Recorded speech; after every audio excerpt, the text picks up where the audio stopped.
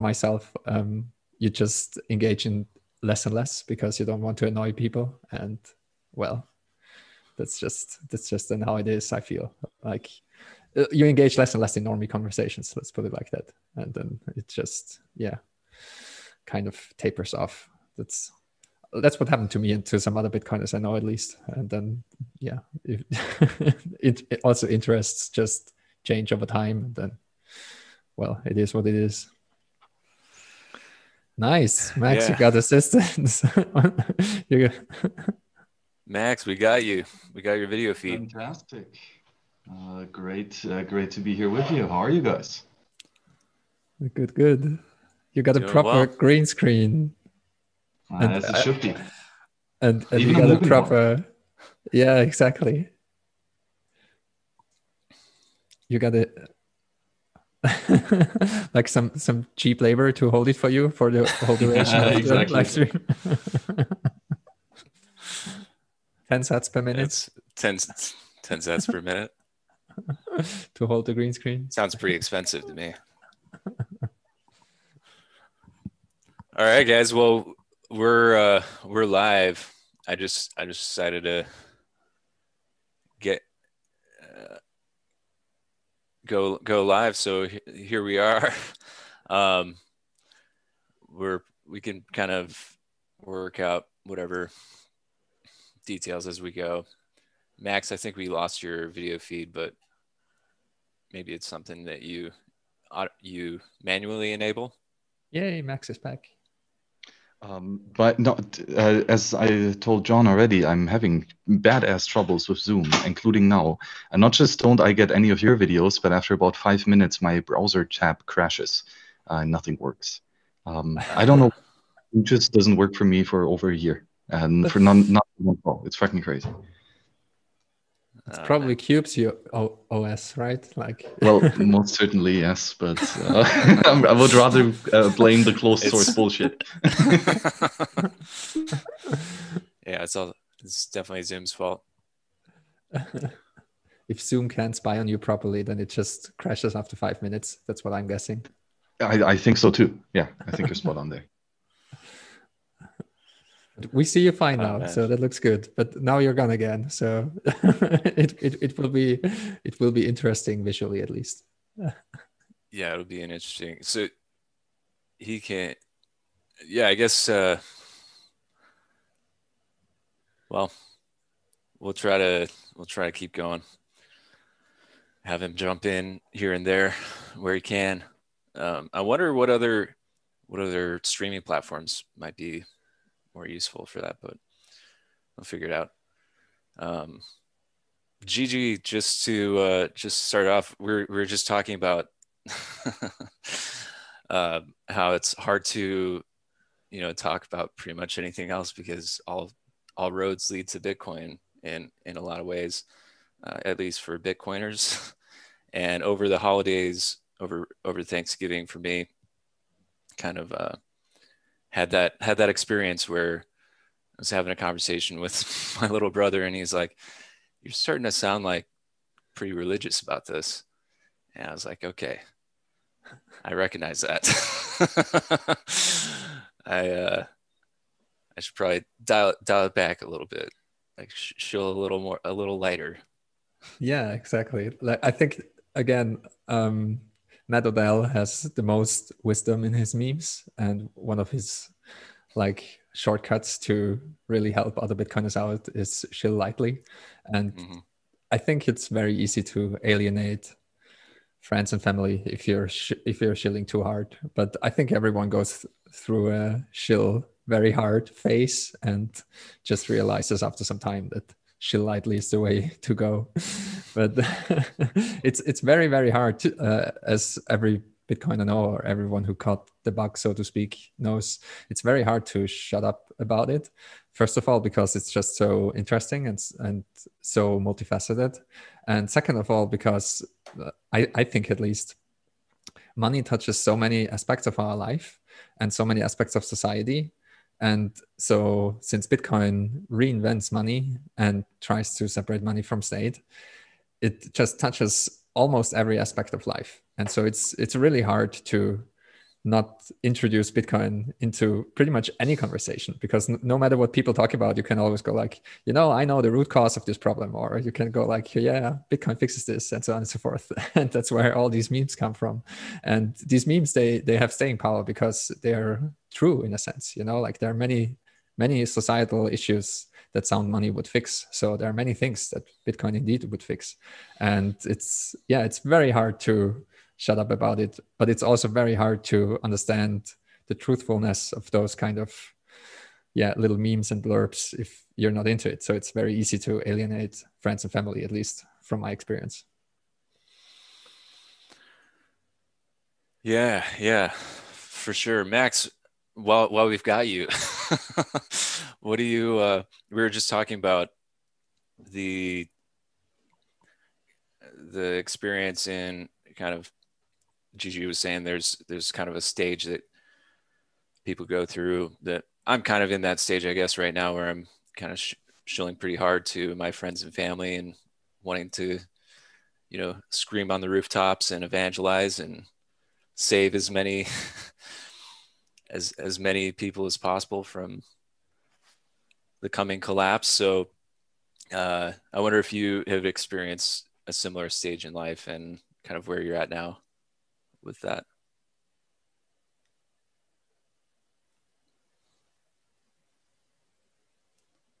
Max, I'm are not you sure. there? I'm not sure if Max can hear us. Oh, Doesn't seem like I did it. not realize that the question was addressed to me. Oh, that's okay. Sorry for the technical difficulties, and even right now, it's way far not optimal. But still, hopefully, we get this going for the rest. So, sorry, but John, could you rephrase the question, please?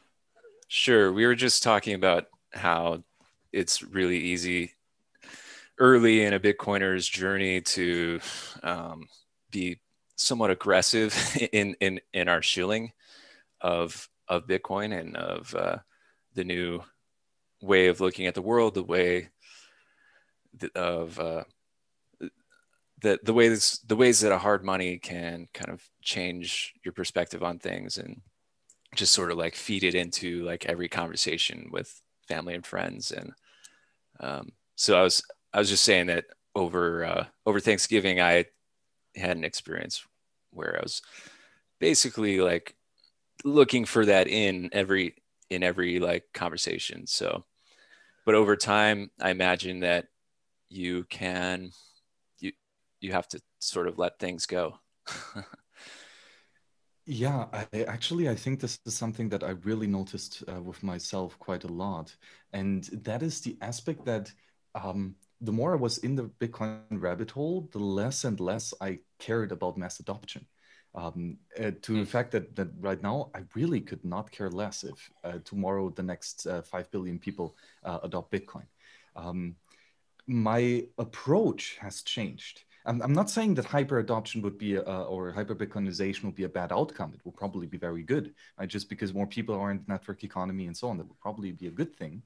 However, I realized that for myself, if hyper adoption is the end goal, right? What I want to strive for, how I measure my success, then this does mean that if I don't achieve, or like if the world does not achieve hyper Bitcoinization tomorrow, then I failed. Right, so the success of this metric is not dependent on me; it's dependent on a bunch of other people, right? And sure, so because it's not dependent on me, it kind of gives you that feel that it's especially dependent on you, right? If you don't onboard everyone to Bitcoin by tomorrow, then we're all gonna go crazy because we will not be in hyper Bitcoinization, and I think that might be not that healthy of a point of view. For me now, rather, I care much more about, well, myself as an individual. Bitcoin has to work for me. That's the very first point. And if I can onboard a handful of other dedicated individuals who have the courage and the conviction to actually use this tool as it was designed and with its full powers of defense against tyranny, then that for me is already a great success. Right, so just to stop trying to onboard everyone as fast as possible, and to try to kind of externalize that reward and the gratification for doing a good job into something that is, for me, more individually based, was something that helped me in my sanity in the rabbit hole. Yeah,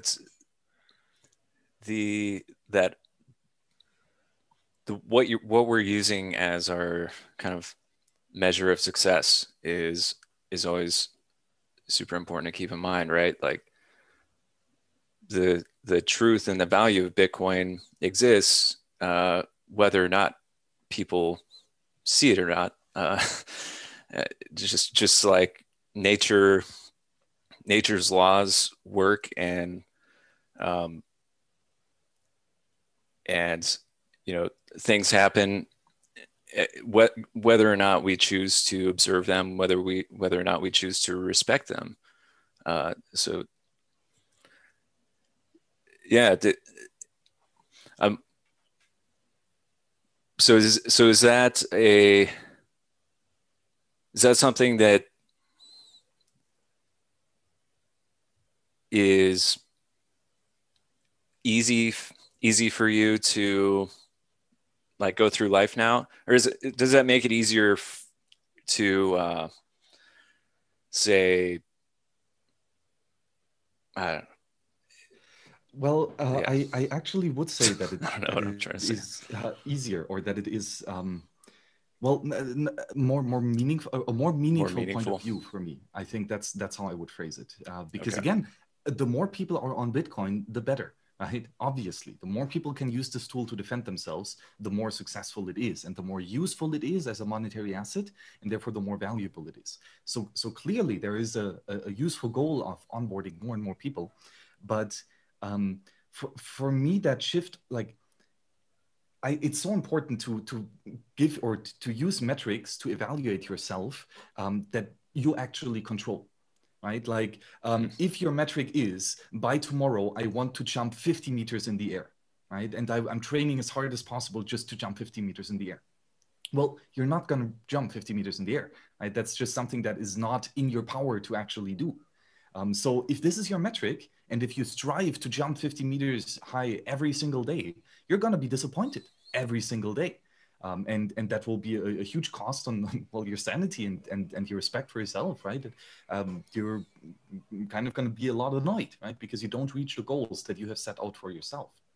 Now, however, if that goal is more approachable, if it is actually more sanely to achieve, not that it's too low, right? You don't want to be kidding yourself and give yourself too tiny of problems.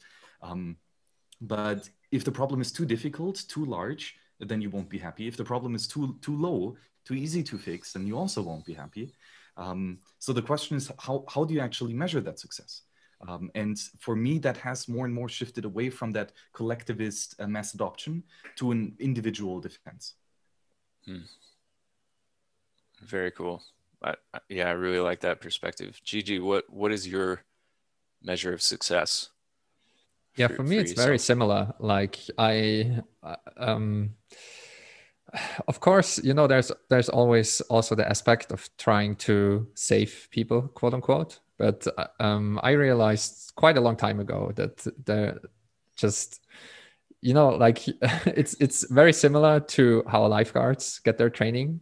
Like if the other person does not want to be saved and isn't calm, then it's better if one person drowns than two-person drown, because if someone doesn't know what he's doing, then it it might not be the best idea to even try to save them.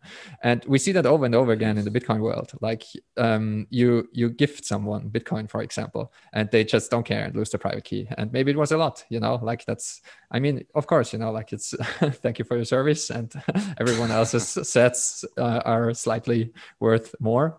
But it's just a shame that you cannot help those people, and sometimes it's the people that are closest to you. I think that's what's very hard to accept. And in a sense, it's just not really possible, I would say, to make someone use Bitcoin, like it's a voluntary opt-in system, and you have to adopt the responsibility for yourself, and otherwise you're missing the point of Bitcoin. Like I could buy I don't know, $100 worth of Bitcoin for all my friends and just hold it for them, but that's just kind of missing the point. Like even if it would appreciate, and let's say the dollar continues to devalue and it's $10,000 in like 10 years, maybe they didn't get it and they would just still cash out and convert back to fiat and spend the fiat on whatever. And that's not what I'm after. So I stopped I stopped trying to convert as many people and stopped shilling pretty much at all quite a long time ago, actually. And I just focus on people that are actually like that I can actually reach with what I'm trying to say. And so this is the idea of the remnant, basically. Like I don't really care how many people read my content, for example, or listen to my podcasts or whatever. If there's like one person that understands what I'm trying to say and it really hits home, that's enough for me. Like that's literally what I'm after. If someone gains some deeper understanding because of the content I'm putting out, that's enough like conversion for myself. And I really like I really like what Dennis, a friend of mine, said. Dennis Reimann, he works on BTC Pay Server as well. He said that hyperbitcoinization is like a personal thing. You like some people went through hyperbitcoinization already, and some even are like insanely wealthy and went through hyperbitcoinization. But like people like Max, like he's on a personal Bitcoin standard since quite a while, and more people adopt Bitcoin fully and also embrace it fully. And embracing it fully also entails taking on the responsibility that comes with it. And if you shoot yourself in the foot, then you shot yourself in the foot, and there's pretty much no one here to help you. And it also entails there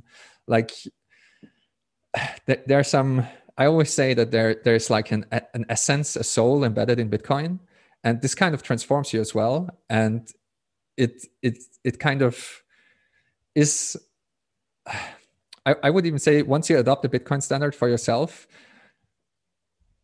Bitcoin changes you in ways where it's kind of your moral obligation to help the network as well, and to either spread the word or try to educate or write code or build tools around it.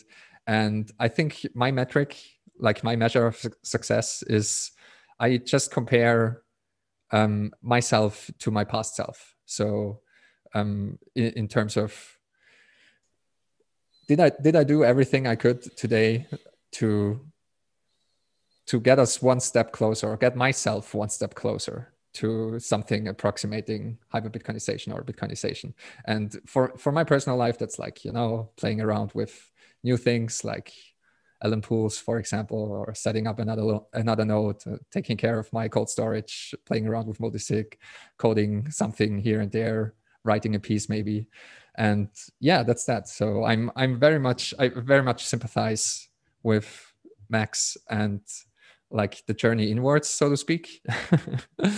And I don't think that trying to convert everyone at the same time will do anyone any good. I think Bitcoin will be here anyway, and once you're ready, Bitcoin will find you.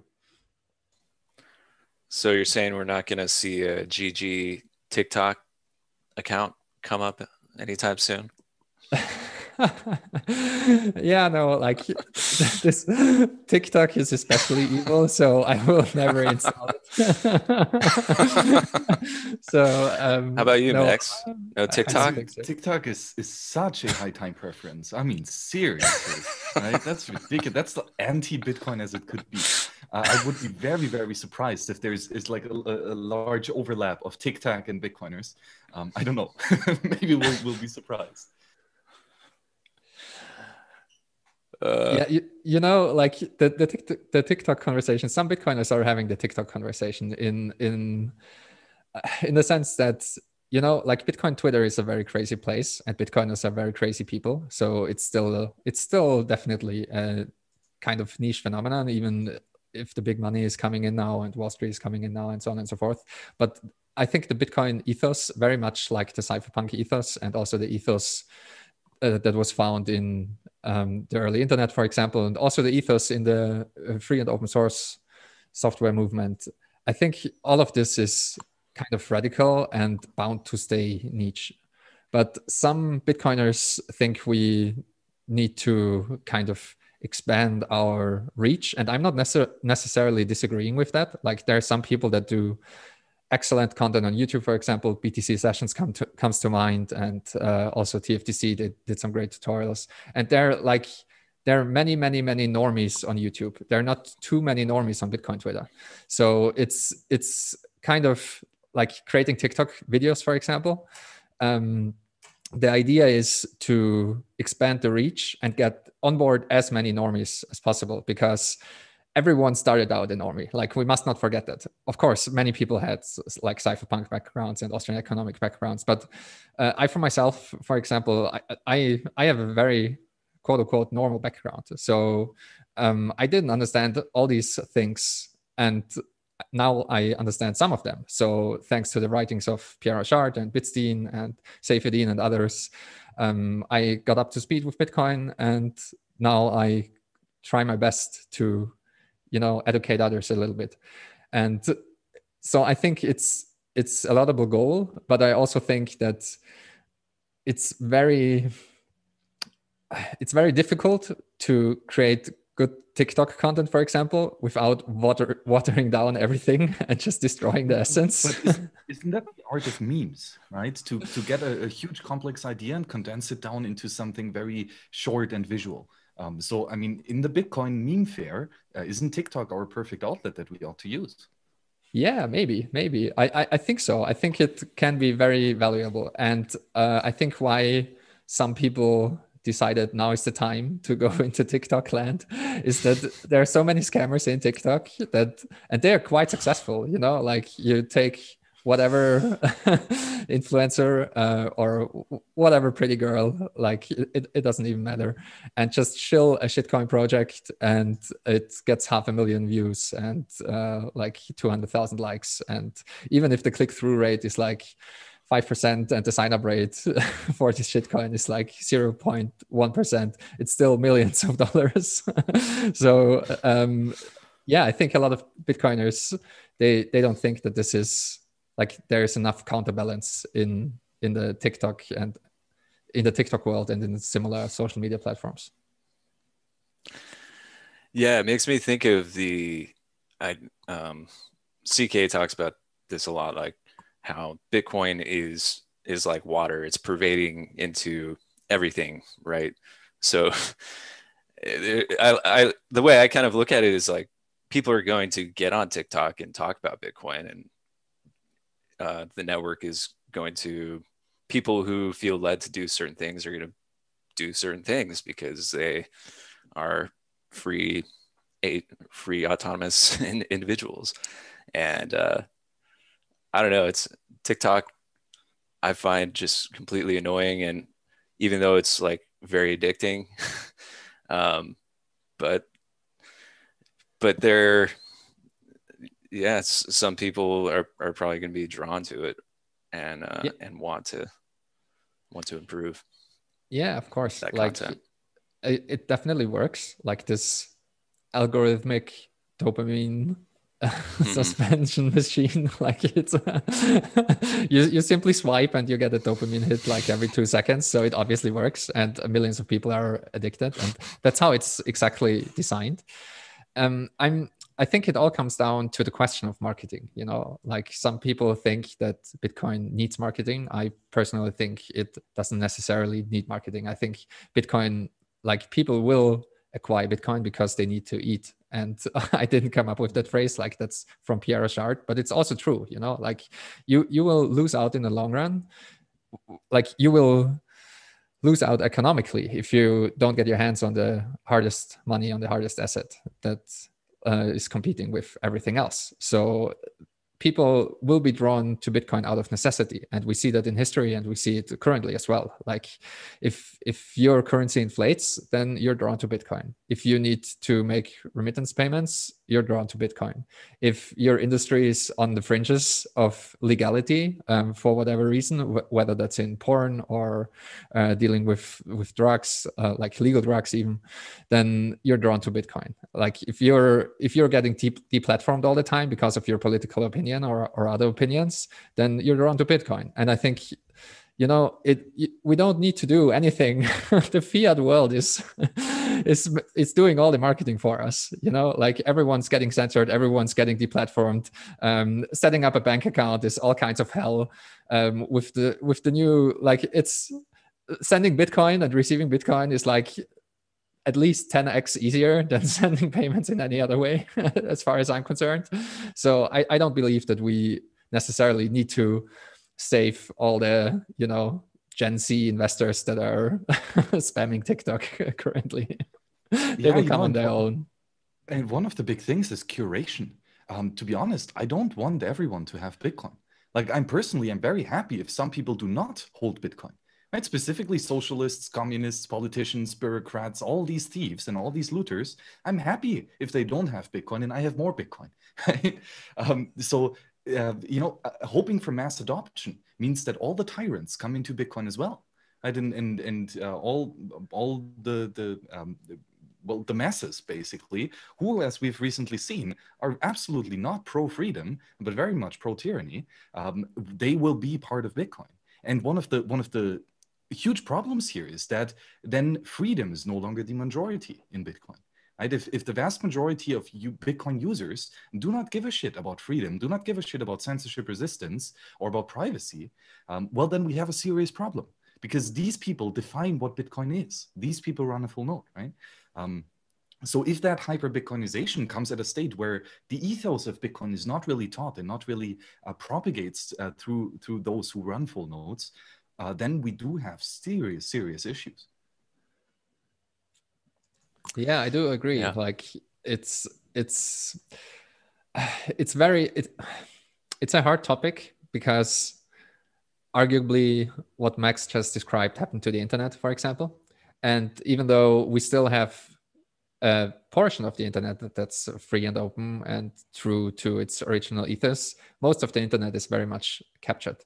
And while I do believe that Bitcoin is way harder to capture, it's definitely not impossible.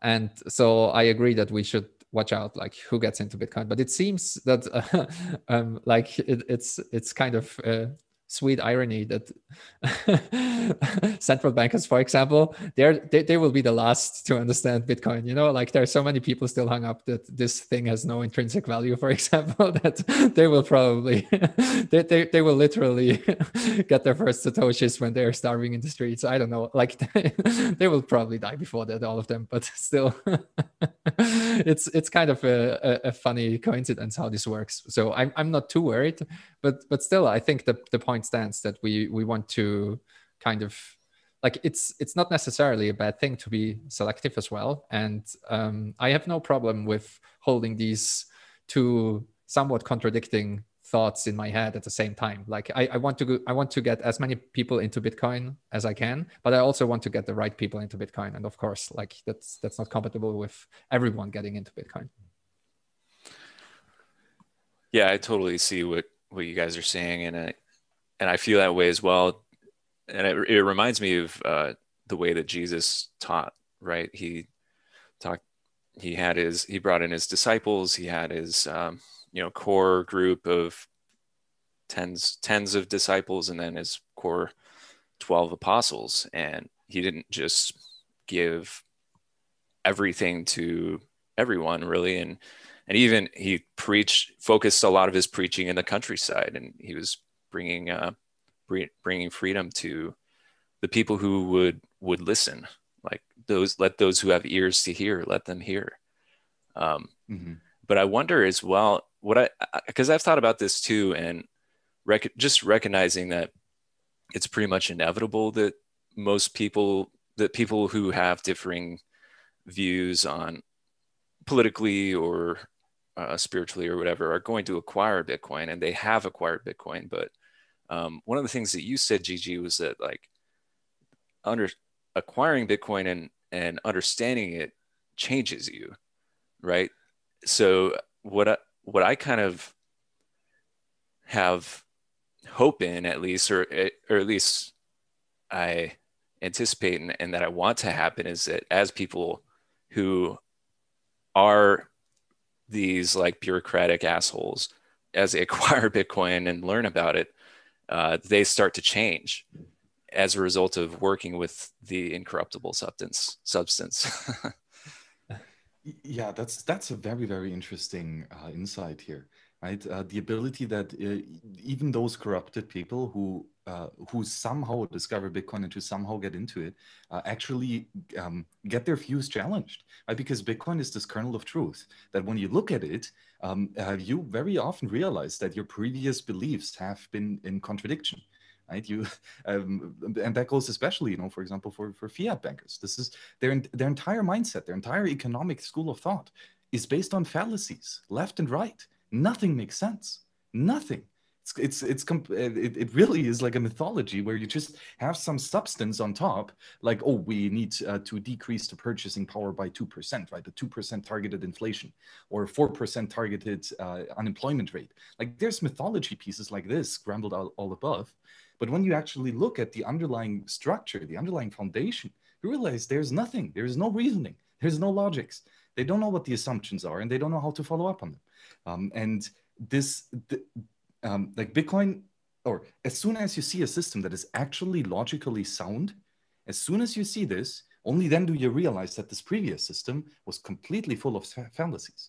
Right? So Bitcoin, as you said, John, here is that teaching tool that actually shows you how the old system is broken and how this new system is much more sound.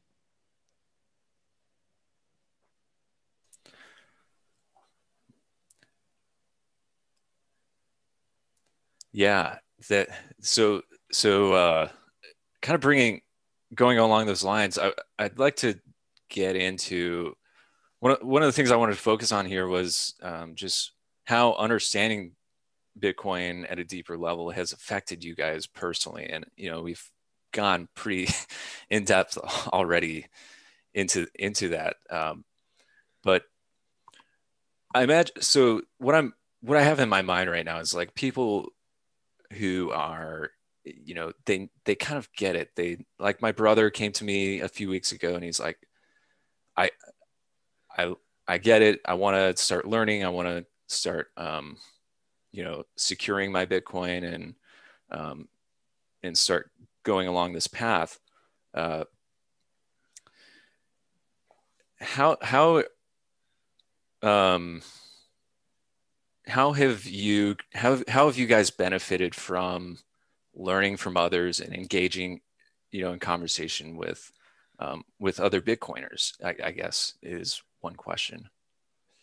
Well, so it's an interesting question because I think it's like a multi-step process. At least it was for me. Like I had so many mind equals blown moments in Bitcoin. I kind of lost track, but it's many different things that kind of change you. I think first of all, you see, for example, how Bitcoin appreciates, and if you're lucky enough and you got in early enough, you might have some unforeseen wealth, and you want to try to understand how this can be that this thing tends to only go up over the long run.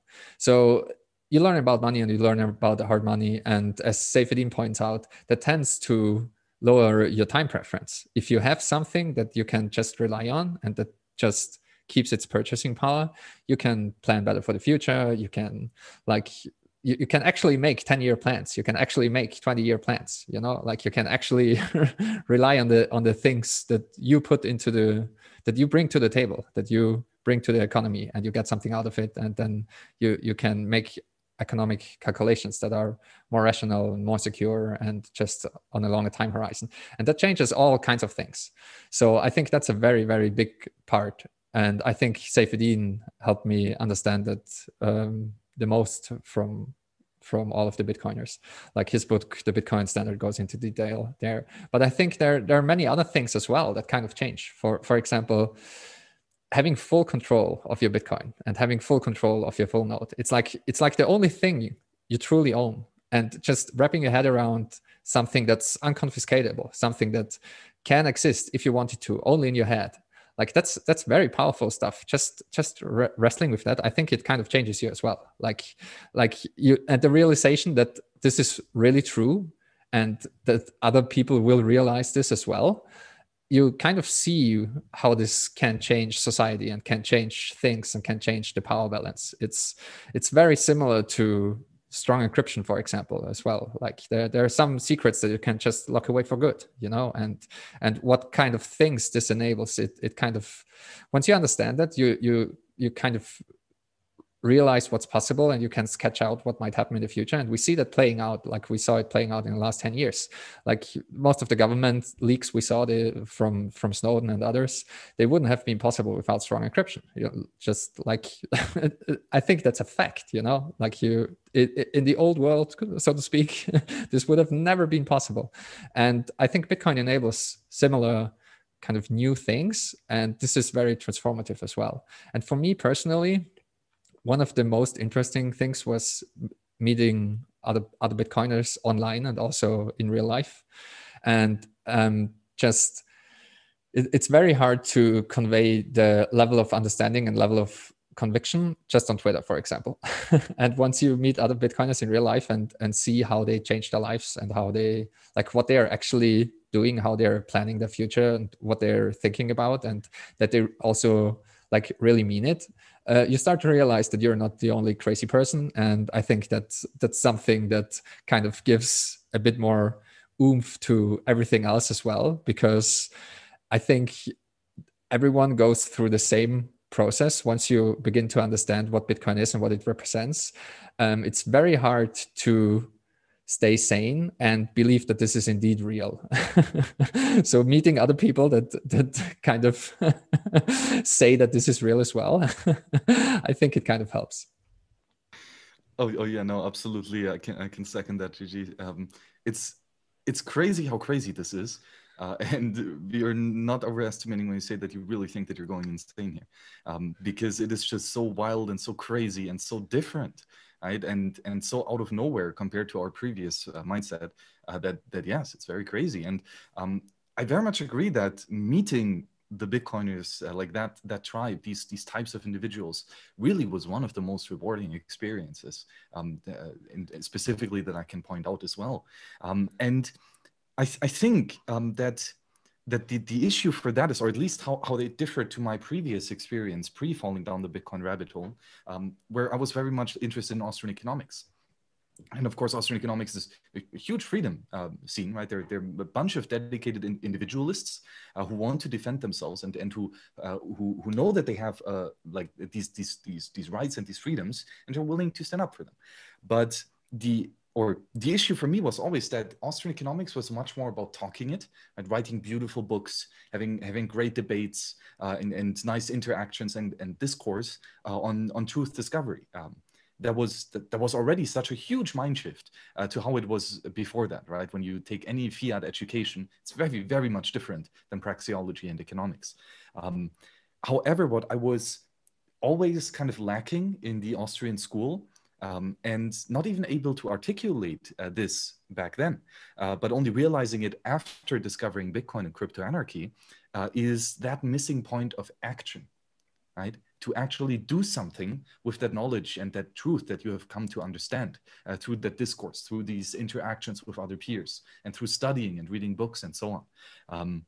It's great. It's fundamentally important to accumulate knowledge and to understand this knowledge and to discover its truth. However, it is utterly useless, completely pointless, if not inherently destructive, to not act upon what you know to be true. And this is where crypto anarchy in general and Bitcoin specifically really shines out, because it is a philosophy of action, right? It is not just thinking about how could we potentially use encrypted communications. No, it's about doing it. And even when the US government says that by you sending an encrypted message into the internet, you're literally transporting arms out of the country and you're a terrorist and we will kill you, and still doing it, because cypherpunks write code and they're not going to be tread upon, right? That aspect to actually get shit done, not just to talk about it, but to do it, to write the code, right? And to not ask for permission. That was what was missing for me in my freedom-loving heart. Right? I knew that freedom was the right thing for me, but what was lacking was that intuitive understanding that thinking about it does absolutely jack shit, nothing. You need to act upon it, right? And this is where I see for myself that I've grown the most in the Bitcoin space. Yeah, that's so huge. Like what it reminds me of is there's, well, the Greek word gnosis for knowledge, you know, is a, for that particular word, it was always used in the context of like knowledge that was used for action. It was like knowledge combined with wisdom and useful things that you're actually doing.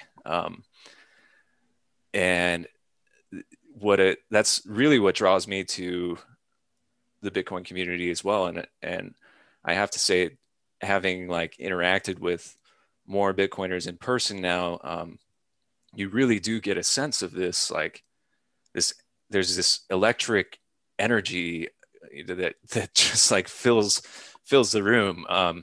When I was in California, I got to get beers and pizza with George, Brian Harrington, CK, and a couple other guys, and just having the idea flow and kind of the strategizing that was happening, just kind of the shared knowledge was just amazing. And I could, you know, I'm being like challenged intellectually, but also practically in how I'm implementing these things in my life.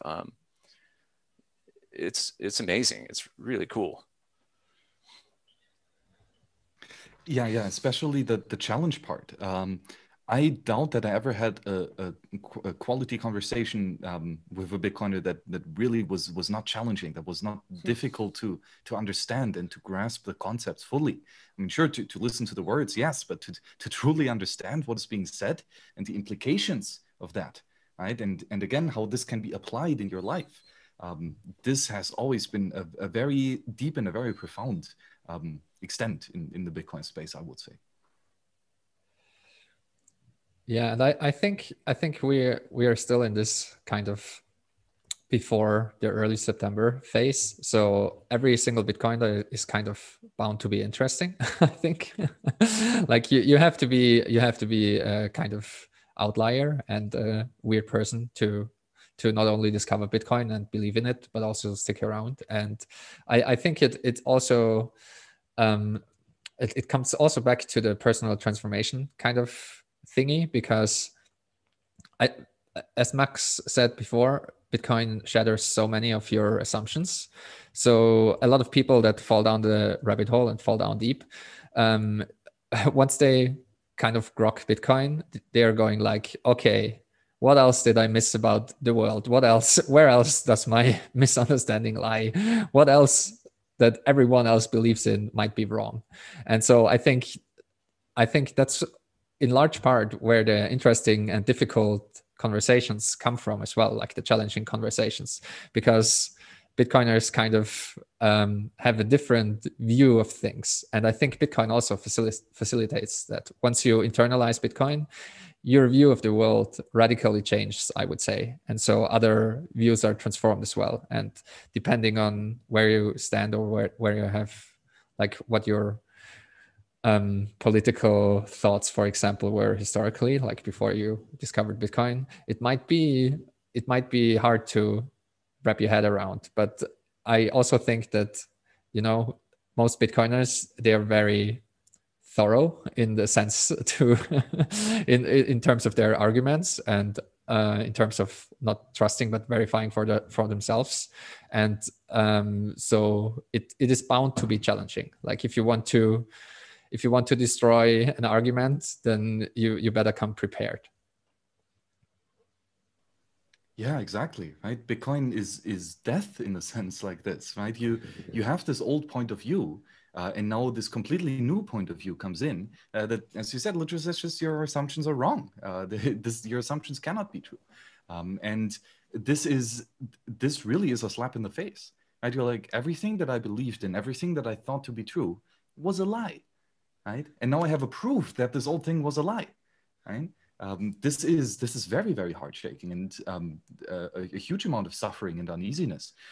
And I mean, it's not easy to deal with this. And I think we see with, for example, Peter Schiff, right? How much you can actually like how much this can be to your downfall, right? That this is so difficult, that this ego death is so hard, right? That you literally have to smother that old previous you, and say that everything that you thought was wrong, right? Here, this is it.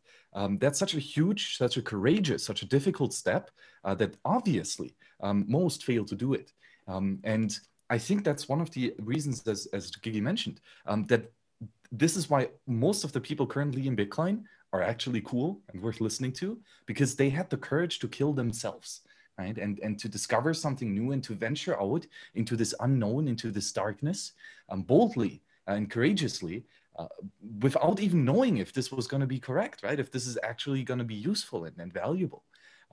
But of course, in hindsight, that courageousness has definitely been rewarded.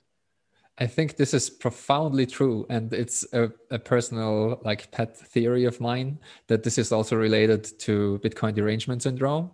Like I think that as Max said, depending on how well you're aligned with Bitcoin in the first place, some parts of yourself have to die off. Like everything that is not in alignment with Bitcoin and the soul of Bitcoin and the Bitcoin ethos kind of has to die off. So if you're a communist, for example, you will have a very hard time of getting into Bitcoin. And if you actually end up in Bitcoin, like large parts of yourself will have to be killed and will have to die off. And I think it, I see a correlation, but again, like this is just a pet theory of mine, like don't take it with a huge grain of salt. But I think the people that had to kill themselves off the most are the one that went through the most suffering and end up being the ones with a very high level of conviction. And there are other people that were super aligned with Bitcoin, like Pierre Rochard and Bitstein, for example. You know, like they were Austrians through and through, and they discovered Bitcoin, and they were basically like, yeah, okay, that's it. and there are other people that just had to go through hell and destroy their own worldview over and over and over again. And as Max said, like kill off parts of themselves over and over and over again. And I think that some people, like it's very hard to recover from that, I think, and not lose your sanity. And I think some persons in the Bitcoin space definitely lost their sanity and went down the deep end and never came back. And that's what most people call Bitcoin derangement syndrome. Like if you cannot kill the part of your worldview, you want to change Bitcoin and you want to kill parts of Bitcoin. And since that's not possible, you just go insane. And so that's how I see that this is interrelated. And I had my dance with insanity. So I had to kill off very, very large parts of myself to finally accept Bitcoin into my heart and in my soul. It was a very long process and a very painful process. So I kind of speak from experience. But I think this helps understand characters like Roger Ver, for example. You know, like he really wanted to have Bitcoin be something else, and he couldn't accept it, that it isn't that thing. And so instead of killing off this idea and killing off this part of himself, he tried to change it with all his force. And yeah, now he's clinically insane as far as I'm concerned. You know, like it's just like Peter Schiff. You know, same thing. Doing the same thing over and over again, expecting it to be different. Exactly. Bcash is still trash. That's really, it is fascinating though, because there is that brush with insanity where even say in a psychedelic experience, so I've heard, I've not that I've dabbled, not that I've taken part in illegal substances of any kind, but including Bitcoin, right? which might be illegal. Likely illegal. Yeah. Likely illegal. Yeah. Yeah, that orange pill is trippy as fuck. Yeah. Seriously, you're pushing your mind to the boundaries of allowable opinion and of acceptable norms, of societal norms, of what the general world is that we're living in right now. As I like the way Gigi puts it, is the legacy world, right? That we're pretty much immersed in right now. Bitcoin, I mean,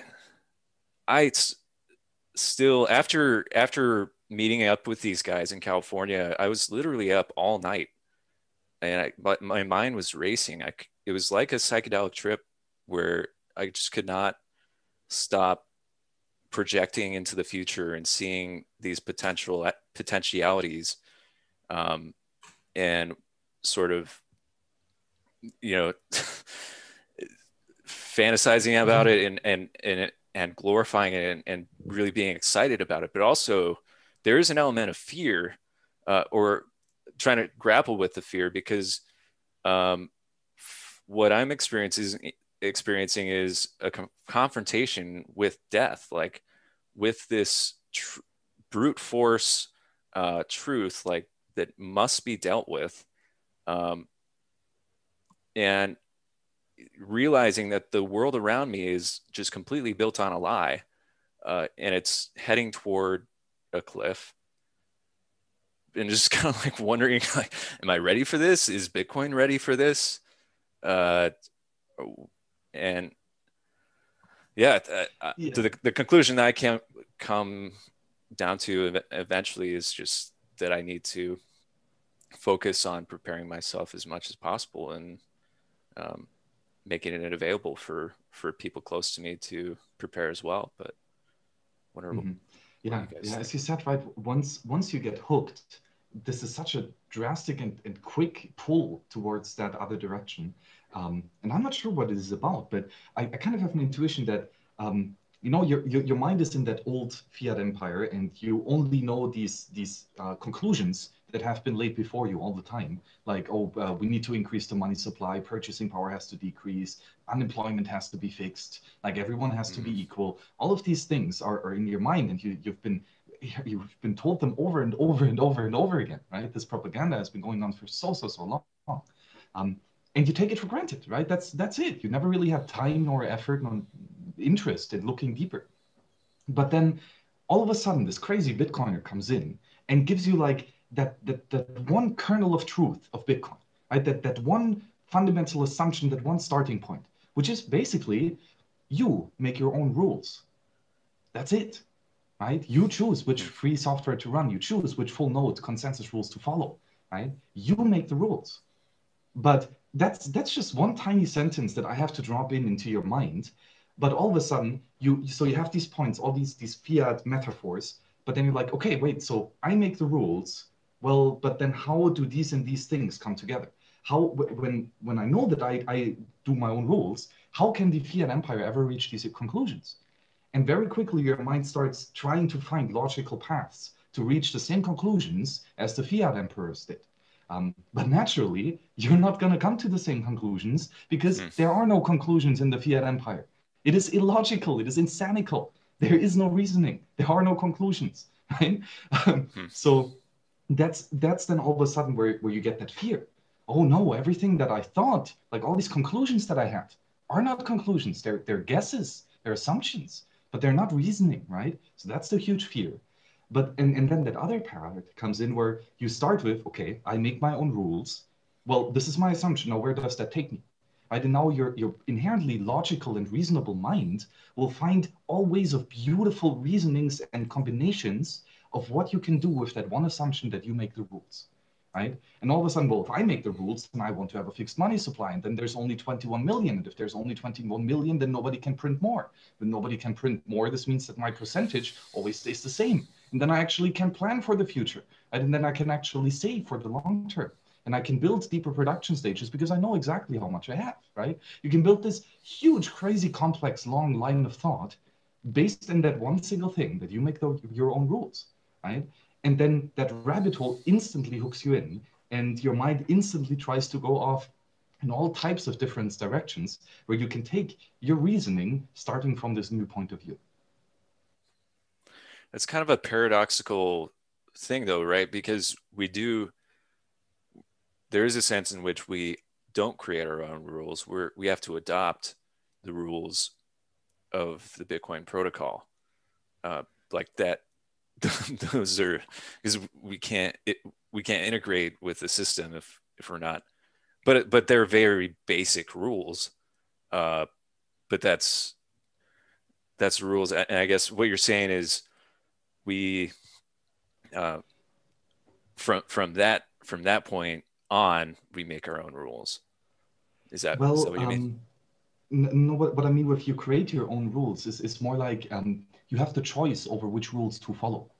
And specifically in the Bitcoin context. So you can choose to run Nakamoto consensus, right? You can choose to run a Bitcoin Core full node implementation. But you also have the choice for yourself to select a different consensus rule like Bcash, right? Or like Ethereum or Ripple or whatever is out there, right? 1001 shitcoins. These are all options. And not just do you have the choice in which rule set do you want to follow, but even more specifically, what specific software implementation of these rules do I run? So do I run Bitcoin Core? Do I run Bitcoin Knots? Do I run LibBitcoin? Do I run BitNode and C# and so on? So there are a bunch of different implementations of these rule sets, but still, it's up to you to choose that. And that is the one fundamental thing that makes Bitcoin different to fiat. In fiat, you do not have the choice. Someone else tells you what the rules are, and you must follow them. Otherwise, you get shot. That's part of the rules. But with Bitcoin, again, that's very, very different. Yeah, I think Bitcoin is this kind of beautiful forcing function to understand many things. And the stuff that Max just mentioned, I think it's best understood as, for example, also looking at games that emerged over time, looking at chess, for example. Like you can definitely make up your own rules, but then you're not playing chess anymore. So you can say it's more fun with like 3 queens instead of 1. But then it's a different game, and you're bound to play that alone. Like you cannot enter a chess tournament and say, by the way, I'm playing with 3 queens and everyone else has to. No, that's not how it works. And in Bitcoin, it's especially like interesting because there is this paradox that everyone makes his own rules, so nobody is in charge because everyone is in charge, kind of, like it's this perfect like I don't know who said that, but it was along the lines of extreme decentralization is indistinguishable from anarchy in a way. Like everyone is for himself in Bitcoin. If you just look at the network and the nodes, like that's definitely true. And this beautiful system emerges, like this beautiful consensus emerges that makes all of it possible. But it's just because of the individual choices of individual nodes, like what kind of software is run, what kind of consensus rules are to be followed.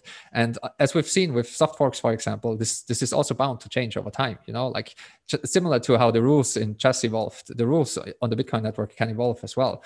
But we have this one like meta rule, so to speak, that we have the soul of Bitcoin. That's the one thing that we don't want to break. We have the essence of Bitcoin, so we don't want a hard fork. So I think that's the one meta rule that is not allowed to break unless it means the death of the network, And I think that's what the block size debate was about, essentially. Like, are we willing to hard fork or not? And the outcome is clear. No, we're not. And so I think it's very interesting how all of this emerged and continues to emerge. And I think Bitcoin will be very hard to recognize in like 20 years from now, because I think it will continue to evolve. And I think, you know, this honeymoon period that we're currently in, that we're still at the metal, so to speak, of Bitcoin, and everyone is interacting with the base layer and with the base chain. I think this will end kind of soonish. You know, I would be surprised if we're sending base chain transactions in 10 years from now. So like definitely not in 20 years from now. I think stuff will be abstracted, you know, like you're not, when you're connecting to the internet, you're not you're not throwing around zeros at once and trying to get the bytes in the right order. Like, no, all of that is abstracted on higher layers. And I think this will be true for Bitcoin as well. But still, I think the essence of Bitcoin, the soul of Bitcoin will be the same. And I would be very, very surprised if we ever break the meta rule going forward. So I see the protocol ossifying, and I don't see, again, like I don't see any hard forks in the future except for extinction level events. Yeah, that's very, very well put, Gigi. And maybe one quick way to say that in a different light is basically that you have a freedom to choose, but you do not have a freedom of the consequences of your choices, right? So it's completely up to you how you choose, but once you have chosen, once you have acted, you have to live with the consequences, and there's no more freedom to escape that, right? So it's completely up to you if you run Bcash or Bitcoin. Well, but if you would have run Bcash in 2017, then by now you've lost what, 95% of your value. So that is like the freedom to make your own rules, but the consequence that you have to play by your own rules. And when you're the only one playing by these rules, well, it's going to be quite boring. Yeah, and I have something to add there as well, because since this is a value transfer network, it's very different to other networks, you know, like, for example, the train, like transport networks don't compete directly with each other in the same way. Like you can only, if you want to store your wealth, you have to pick a winner, you know, like you can for transport and other things. Like it doesn't matter if I send you a message over Skype or over Telegram or over Signal or over what have you. Like it doesn't really matter. I can switch. If it comes to transporting something, I can switch very easily, but storing wealth, I can't switch that easily. And there is no like duplication. For example, for file storage, I can store the same file on Dropbox and on my hard disk and on a USB drive and on some other service.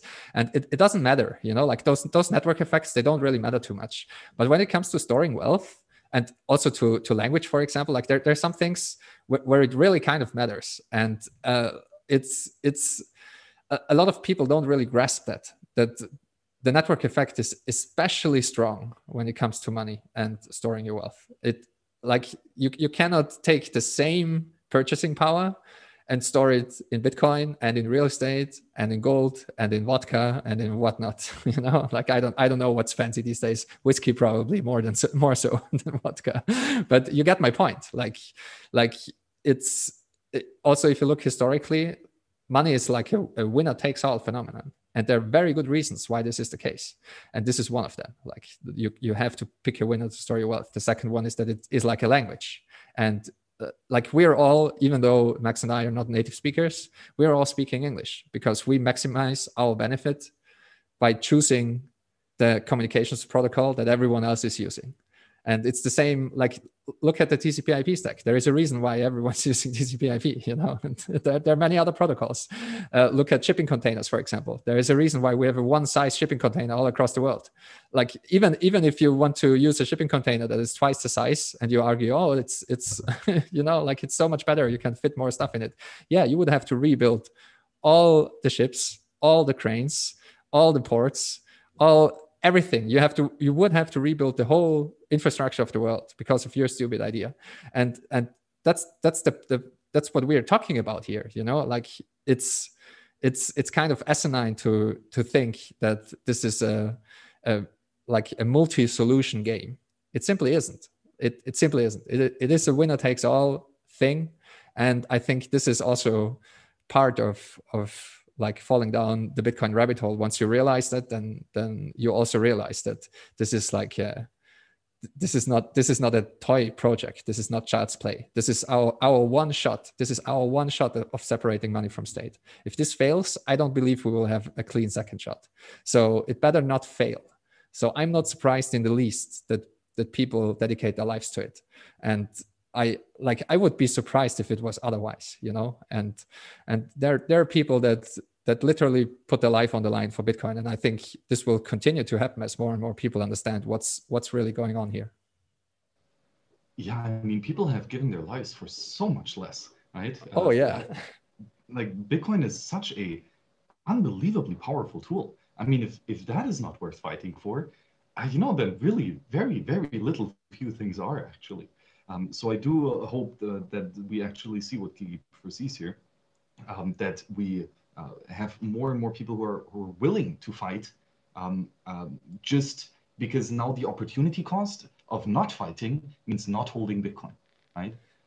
So all of a sudden, if you don't fight, if you obey your government, right? If you do not stand up and you do not try to fight the tyranny, well, you're not going to hold any Bitcoin. You're going to keep with the fiat shit, but everyone else will hold Bitcoin, right? Many other people will stand and fight. And well, that would obviously mean that you are going to lose again.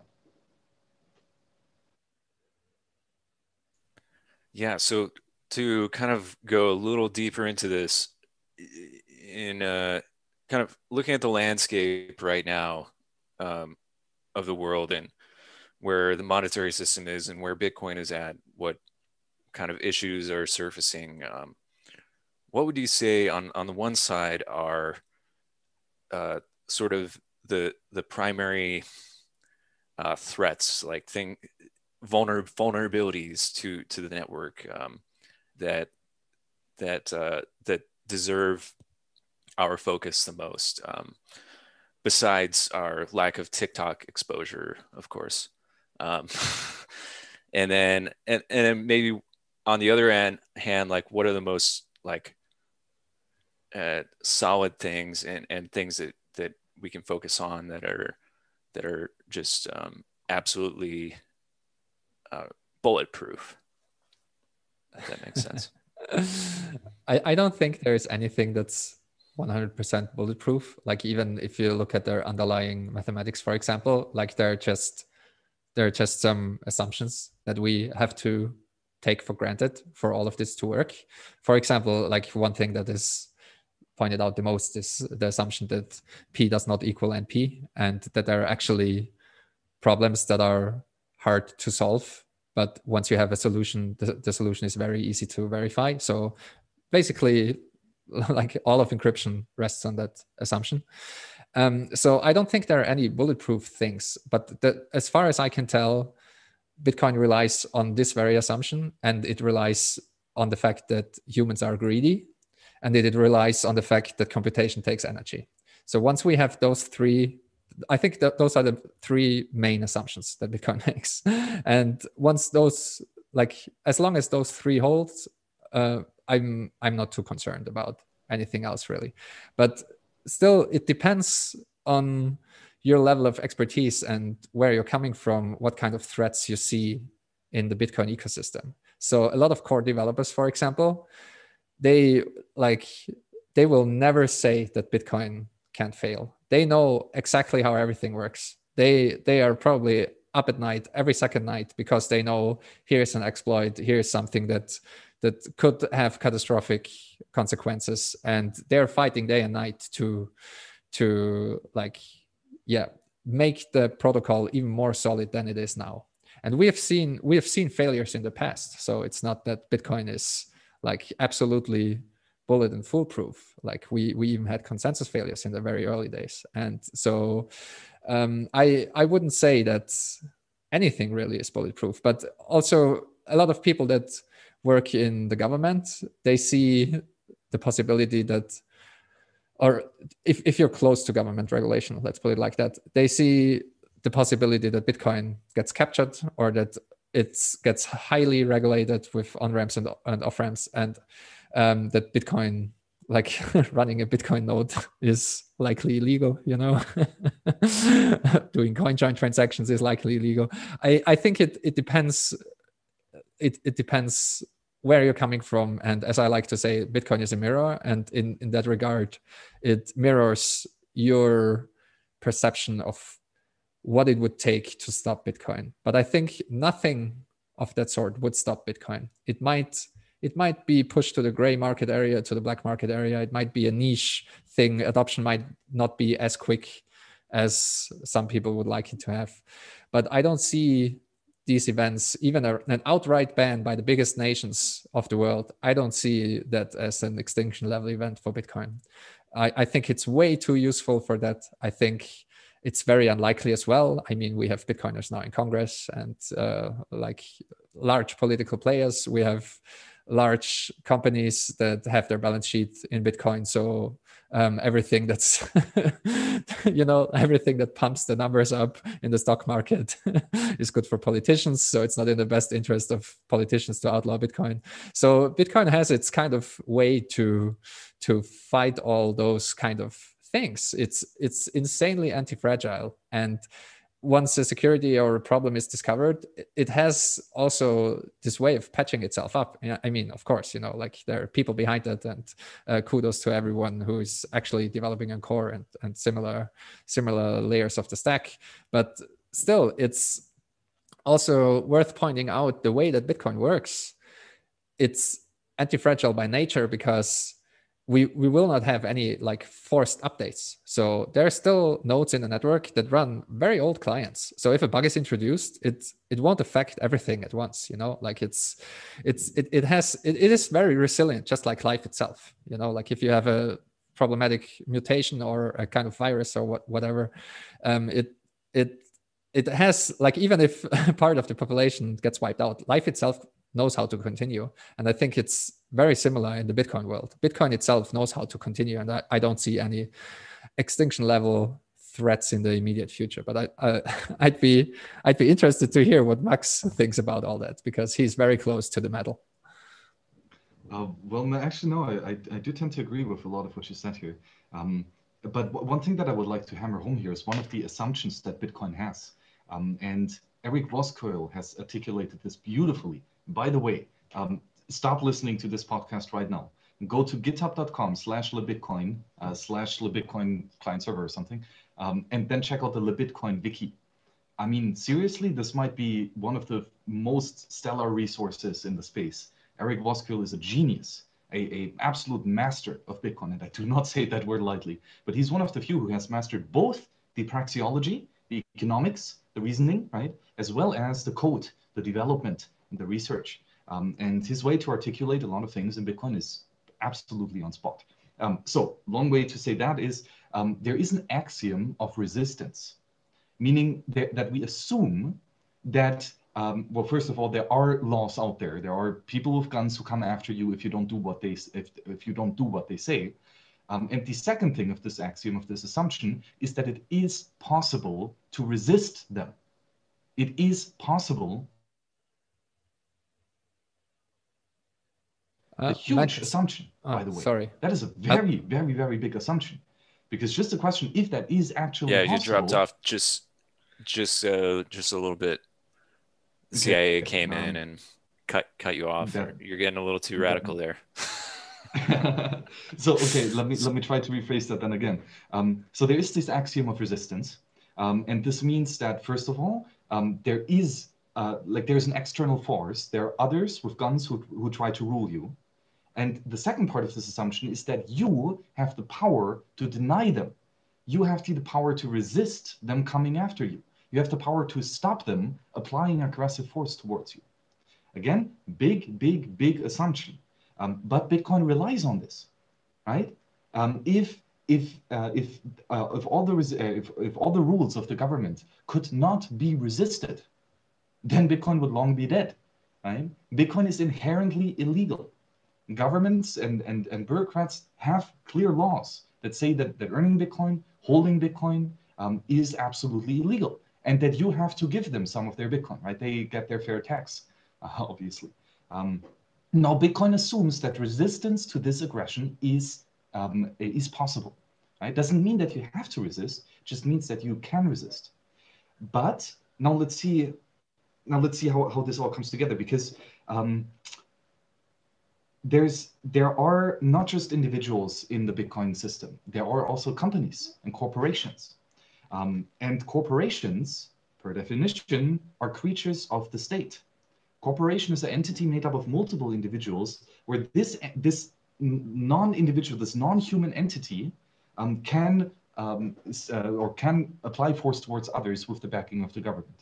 Right? So a company or a corporation can ask the government to defend the property rights of that corporation. That is what a corporation is. It is a creature of the state, right? It is an entity that begs the permission of the government to use the force of the government in a case where someone else steals property from that organization or that corporation. Now, there's inherently nothing wrong with that, right? And corporations can be in a completely voluntary basis as well, but currently they're not.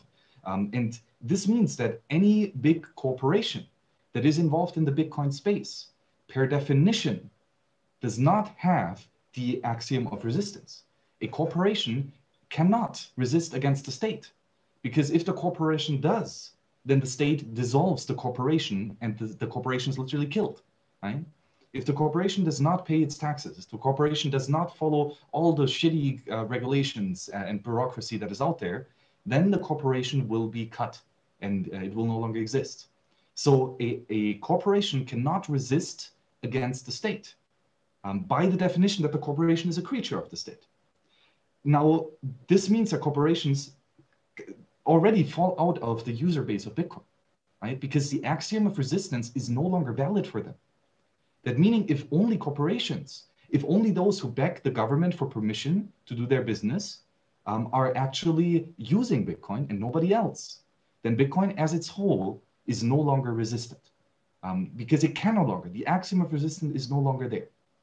And this is a serious fucking huge concern. And we see it happening for a long time already. Look, so what are some of the examples of corporations in the Bitcoin space? Exchanges. An exchange is a corporation that has the permission of the government to facilitate a trade between currency for you, right, for their customers. That is a government permission. Now, a corporation, again, then per definition, has to follow the rules of the government, and they cannot resist the rules of the government. Otherwise, the corporation is no longer in existence. And this is, for example, KYC. Who asked for KYC? Who made this justifiable? It is not. It is not. How did KYC get into Bitcoin?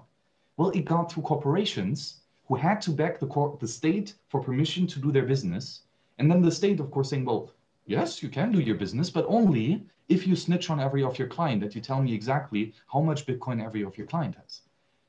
Now, this is the reality today. And it's really fucking bad. Like, this is really, really, really scary. This is getting to a point that the majority of users of Bitcoin are corporations, are creatures of the state, then the axiom of resistance falls and Bitcoin stops existing. And that is, in my opinion, a very, very scary outcome. And again, I would say that this outcome will come sooner in a world of hyper adoption. Like if we have hyper Bitcoinization and everyone is adopted, then more and more people who are not willing to resist will come into the Bitcoin ecosystem. And then that axiom of resistance falls and Bitcoin is no longer a useful existing technology. So here's a follow-up question to that. With that understanding, I see that. I see Coinbase, I see any sort of exchange or on-ramp that's very easy for people to come into the space, is KYC oriented and has to be compliant with the governments to operate in their jurisdiction. And also with even with MicroStrategy coming in and buying hundreds of millions of dollars worth of Bitcoin, and I'm sure more institutional investors. MicroStrategy did not ask for permission to get these Bitcoin. No, they begged for permission for many months, and then eventually permission was granted. But they are not resisting the state. No, for sure not. Right. Do you think it's possible that these corporations having, say, MicroStrategy, for example, if Michael Saylor is able to secure his Bitcoin in a sovereign manner, does that fundamentally change his relationship to the state if he's able to get to a point where he's able to secure them no matter what? You know, I'm just kind of like, I have no idea what his strategy is, but I'm just kind of like projecting what. No, you bring up a really, really good point, because in this scenario, the axiom of resistance holds again. All of a sudden, it is possible for MicroStrategy to defend against the US state, right? By having multiple, corporations in multiple jurisdictions with multi-signatures and so on. For example, BitMEX is a great example here. I mean, BitMEX has had their ass on fire for so many years because they're actually a company that do not ask for permission. Right? They're as black market as it can be, basically. Beautiful. I love the project. But so they prove that the axiom of resistance still holds. You can still resist the state and still exist. Right? However, it's difficult. It's expensive. It's going to give you a lot of sleepless nights. Right? And many people are not going to be willing to take these huge costs to provide a service in the black market. Now we see with Arthur Hayes and BitMEX how crazy good they've been doing just by the ability of being that reckless and providing a permissionless service, right? They've earned a bunch of Bitcoin, and now they actually have a war chest of capital that is huger than most state departments have, right? So all of a sudden, this project, this company, these individuals can resist very much. And then Bitcoin has a chance to survive, right? But again, as soon as we do not have a axiom of resistance, Bitcoin is dead. And a corporation, in many cases, not always, but in many cases, is does not have that axiom of resistance. It cannot resist against the state. Or maybe one example just to point that home. Which entrepreneur, which business resisted the government mandatory wearing of masks? Almost nobody.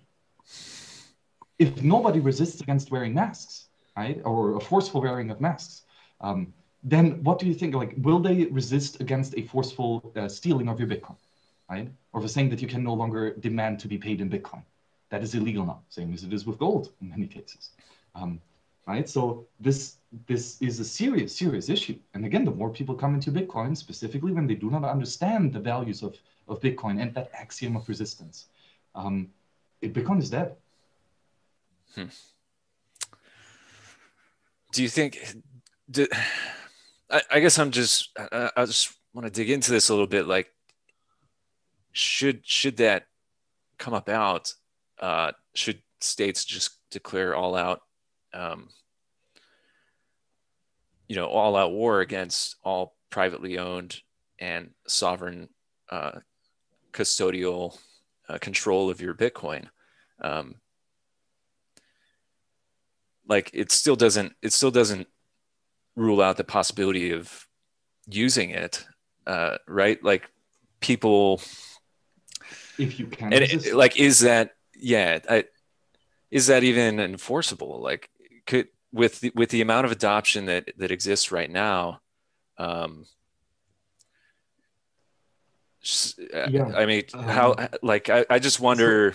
I'm trying to think, like, is it possible they could just like starve themselves while we just hide in obscurity and hold on to our scraps of Bitcoin? So in a world where government says Bitcoin is illegal and we can hide, then we still live in a world where we can resist. Right. So the axiom of resistance is still there, right? If there's any way or form that we can get out of that government mandate by hiding, by just openly resisting, by shooting any policeman who comes on our property, like all of these very justified reasons, as long as that is still doable, as long as that is still an option, Bitcoin still has a chance to exist. Yes.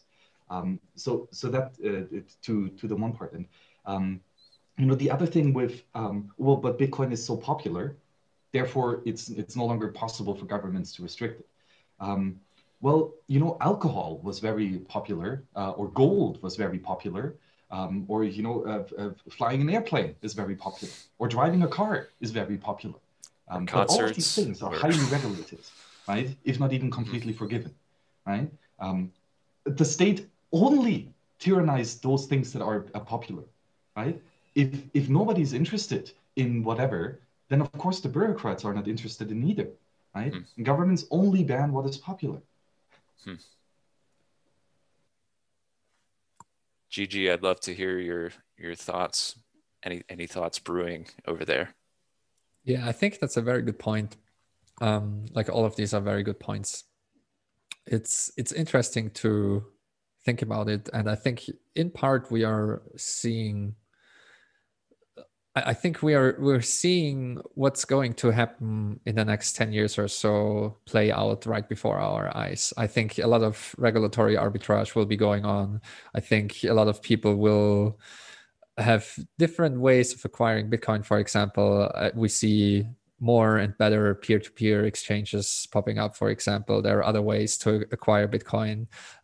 For example, like a very modern approach to stack sats nowadays is create a podcast and start streaming sats. So we have the Sphinx chat now, which has Lightning integration, like it's built on top of Lightning. And if you produce good content and people are willing to pay for it, you can earn your income directly by streaming sats directly into your wallet, so to speak. And I think, it's kind of a race as well. How long we are still bound to KYC on ramps and how quickly people can make the transition to a circular economy. And, like Max is a perfect example. Like he has been living in the circular economy, as far as I understand, for the better part of 2 years or so. And it's working for a lot of people, and I think we will see this happening as well. I wrote a long thread about that quite a while ago, where the probability that you will transition to a circular economy as well depends on the percentage of your balance sheet in Bitcoin. So I think we will see this happening with corporations as well over time, and we see it already with like small quote unquote corporations or small projects. If you look at Citadel 21, for example, by Hodlonaut and Katya, they paid everyone in Satoshis and they only take Satoshis for the magazine. And I think so. This is something that truly can't be stopped. Like it's, I mean, it's really, really hard to stop something like that emerges organically and it goes directly peer-to-peer and circumvents government intervention. But for now, of course, we have a lot of government intervention, as Max said, and we have these KYC on-ramps. I think, it's kind of difficult to say how it's going to play out, because it's a question of how enforceable are any coming laws really. It's very similar to the prohibition. Like people are brewing beer and schnapps in prison, for God's sake. Like you don't need much. So it's very, very hard to outlaw alcohol. And I think similarly, it will be very, very hard to outlaw running a Bitcoin node and creating a Lightning channel and doing transactions and whispering 12 words into someone's ear. Like this is a Bitcoin transaction as well, at least it can be. And the fact that it's pure information, I think helps us a lot. I mean, all kinds of stupid things are outlawed, like growing plants is outlawed as well. But like how enforceable is that? You just need a light and and a cellar or like a closet, and you can grow your plants there as well. The axiom of resistance for growing plants still holds up, right? Despite it being illegal, you still have plenty of chance to resist that stupid law. In that case, drugs survive, alcohol survives, gold survives. Anything that people want to have strong enough that they're willing to resist a government thug to try to steal it from them, then in that realm, Bitcoin still has a chance. And I very much agree that we have there is a very high likelihood that we will continue to be in that realm where it is difficult to censor Bitcoin and where the opportunity to resist government overreach with Bitcoin is still there. And as long as we're in that world, as long as it is still possible, and the majority of people actually do that, we still have a decent fighting chance. But to be honest, this, what I just said, is a huge, huge risk for Bitcoin. So I'm not at all confident that Bitcoin will actually survive this. Yeah, it's interesting that you say that. Like it's, I'm more confident, but I think it's also, again, it relates back to the core developers being the least confident in the survival of of the network, or that everything goes smooth. I think once you get very close to those kind of problems and issues and things that could happen, you tend to get very pessimistic because you know all the entry points that government might have and so on and so forth. I think what's also we must not forget that there are many governments, there are many people in politics. Not all of them are evil, whether they know it or not. And I think, the regulatory arbitrage that's already going on, I think it's in the best interest of governments as well to be friendly to Bitcoin. Like there's the saying as well, money wants to go where it's treated best. And we see this already in the fiat world. And I think we will see this in the Bitcoin world as well. And I think we see it already, like there are Bitcoiners. I know plenty of Bitcoiners that move jurisdictions, and there are plenty of Bitcoiners that have businesses that are about to move jurisdictions. Like Francis Polio talked about that a bunch of times. He runs Bull Bitcoin in Canada. And, Canada is becoming a socialist/communist country. And it probably won't be friendly to a Bitcoin business in the future. So he takes steps to move his business and move his personal wealth away from the country as well. And I think what's interesting for Bitcoin is that it is pure information. And to really stamp it out, you would have to stamp out every copy of the information. And this is true for the UTXO set. This is true for the code. This is true for many things. So Bitcoin lives in the realm of ideas. And I compared it in the past to other big ideas that survived empires, like the Bible, for example. Like the Bible is not a book. The Bible is an idea. The Bible is information. I mean, there are physical instantiations of the Bible and of other religious texts. But Bitcoin, to me, falls in that category. Like it's first and foremost an idea, and it's first and foremost information. Yes, there are physical instantiations in forms of nodes and repositories and code and binaries and whatnot, but all of that is not as important as the idea itself. And just killing the idea is really bloody hard. Like you can make it difficult to obtain that knowledge and to obtain those ideas, and you can make it difficult to run a node and to on-ramp into the economy and so on and so forth. But still, I don't see it happening, even if all the governments of the world collude at the same time. And everyone who has ever worked in or with government knows that that's not happening. Like they're not that organized, I would say.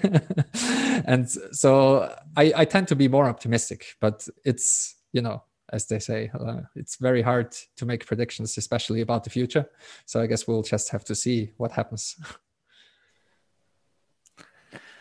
Yeah, that's kind of the essence that I get, from Bitcoin Twitter, and just the absolute no holds barred bullishness that just pervades Bitcoin culture. Like, it's really addicting, and it's enrapturing to just be like, yeah, it's fucking invincible. Like nothing can happen. Nothing can take control of us. And I love that. I think it's cool it's an important thing to have that like bravado, right? Because we do have the truth on our side in a lot of ways, but it's still, what were you gonna say? I think this can be very dangerous as well. So I would just like to point out that, especially on Twitter, I think most of it is really just good fun, and just being hyper bullish is just what brings the most fun and engagement on the platform like that. I don't think in their heart of hearts, most Bitcoiners would say that Bitcoin is absolutely, completely invincible. But it's, I think just to finish the thought, because I think I have a feeling where this optimism is coming from.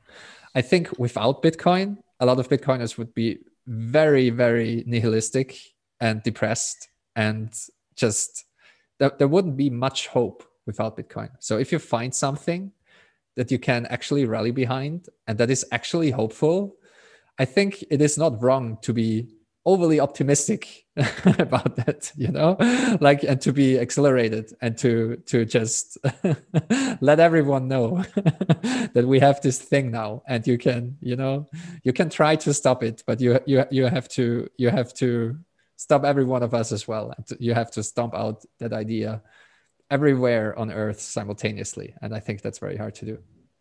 Yeah, man, you're totally right. And the thing is, like for me especially, is I am like very critical of Bitcoin. Like there are so many things that are absolutely horrible. Anonymity is non-existing. Pseudonymity is very, very weak at best. The scalability is a fucking joke. Scriptability is average at best. It uses outdated cryptography and so on. There are many other more beautiful solutions out there, right? So the breadth to criticize Bitcoin is endless, right? But despite that, it's so fucking beautiful, and I am so ragingly bullish. Like this is almost like a cognitive dissonance in my head. On one hand, I see the huge piece of crap that Bitcoin is, and all the things that still have to be fixed, and everything that is still work to do. And I see that huge pile of work. That's one. But on the other hand, I'm like, well, but this is the most beautiful, awesomest thing that I've ever seen. So it's weird. It's weird. I'm hyper bullish, but I'm very critical as well. I will just take this quote. Like, Bitcoin is a big pile of crap, Max Hillebrand. I love it. That's definitely going to be my tweet out to reference this conversation. The title. Yeah, no, Title Max of is the live right. Max is right, and I think a lot of people that are really deep and close to the technical side, they know all that, like all of it is true. Everything that Max said is true. But despite that, like, again, it's our best chance. It's our one shot to separate money from state. And this is all we have. So we better make it work. And I think that's also why so many people are just, basically giving their life, like quitting careers, working on Bitcoin full time for free for years, just to improve the privacy, just to make it more scalable, just to like iron out all the kinks that are still there. And I think that's the main motivation behind it. Like we don't want to see this thing fail. So we'll do everything that is in our power to make it succeed. Yeah, man. It's fucking beautiful. Seriously. It's crazy how this all came about.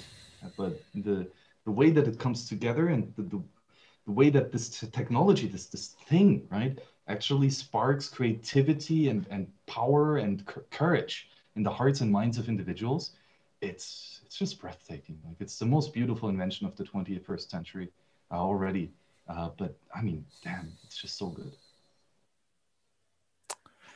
Yeah, one of the things that I thought about while you guys were talking about,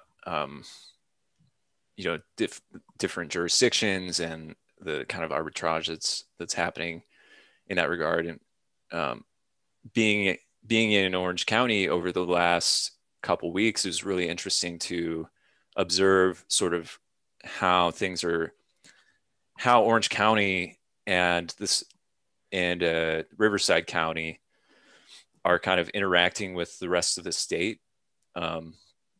There's both the sheriffs of Orange County and of Riverside County have both come out in blatant disregard for the state's mandate for them to enforce their mask laws and enforce their gathering restrictions and things like this. And that was really interesting to see.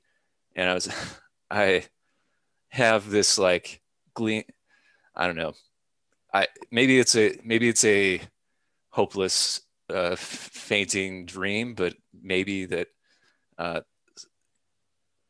smaller jurisdictions like this because they are just made up of people, and some of them are still very reasonable, in some of these power structures.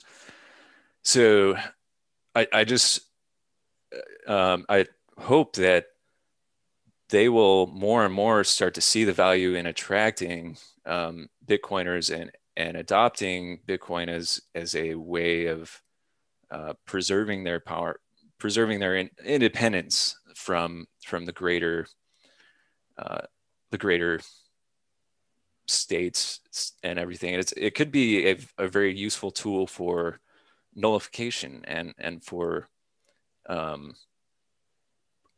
seceding secession, right? It is, that's what it is at the individual level and most basic level, I guess. But hopefully, it could be adopted at a larger scale in specific areas, geographical areas around the world. Yeah, I think it will be like, as we've seen in the past, the individuals that adopted Bitcoin first were the ones that kind of needed it, you know, like there were either you were insanely curious or you just needed it to basically buy something off of Silk Road. And you can, you know, like that's a separate debate. But you had to acquire something you had no other chance, so you had to acquire Bitcoin. And I think we see the same happening now with corporations.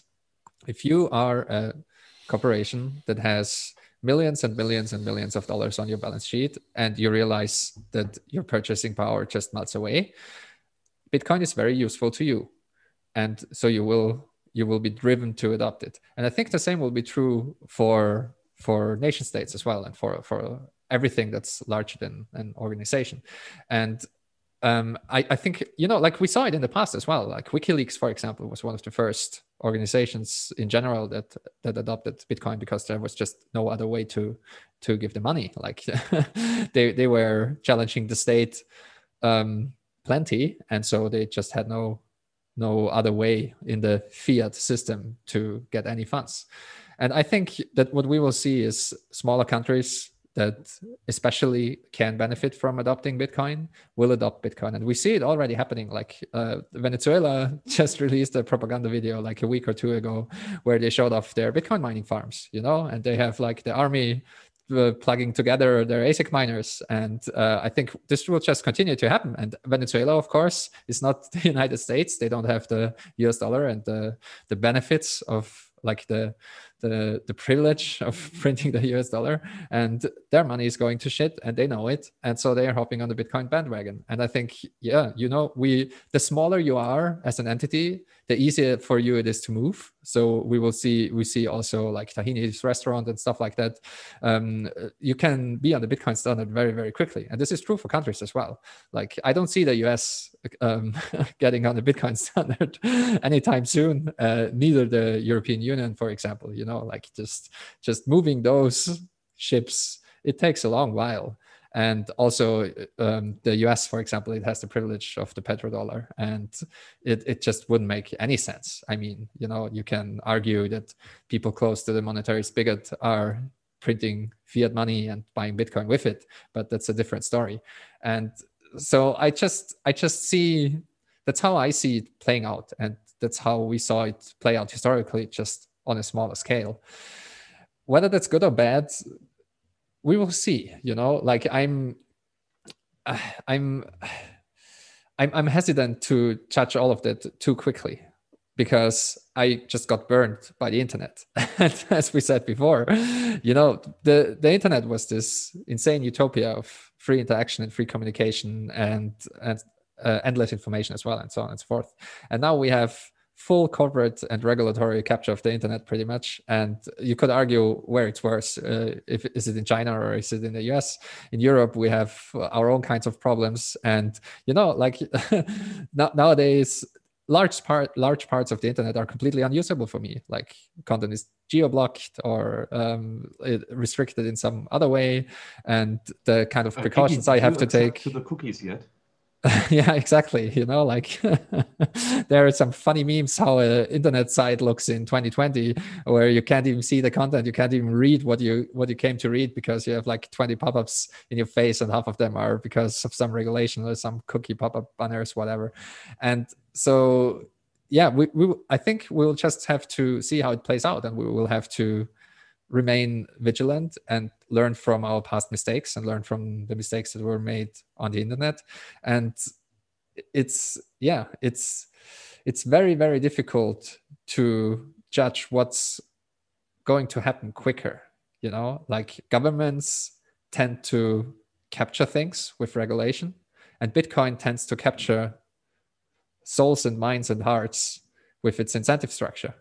And I'm not sure what is mightier and what happens quicker. It might be that governments continue to capture Bitcoin, and it takes a longer while for Bitcoin to capture the hearts and minds of more people and of politicians and so on and so forth. It might just be that Bitcoin is quicker, and that we continue to see more and more members of the US Congress, for example, and more CEOs captured by Bitcoin and just completely converted to Bitcoin. And then it might be that it's more or less smooth sailing. But again, we have already KYC capture and other things. So it's best to stay vigilant and make sure that the freedoms that Satoshi granted us remain intact. And this is complete decentralization, complete permissionlessness. Like, you have just ask nobody, do a little bit of math, and you're good to go. That's a beautiful way of saying it, man. Agreed. So in light of I think we're just about at 2 hours here, and I want to be respectful of your guys' time. And as I kind of reflect on this conversation, this has been super enlightening for me. I wonder for you guys if there's one thing,